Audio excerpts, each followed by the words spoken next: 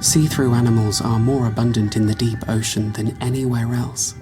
In the depths, there are no harmful UV rays to necessitate cell pigmentation as a way to protect them from solar radiation.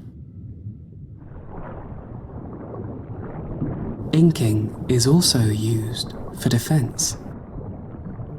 When spooked, squids flee quickly and leave behind a shroud of ink in the form of a cloud, rope, or other shape, resembling ghostly apparitions in the gloom.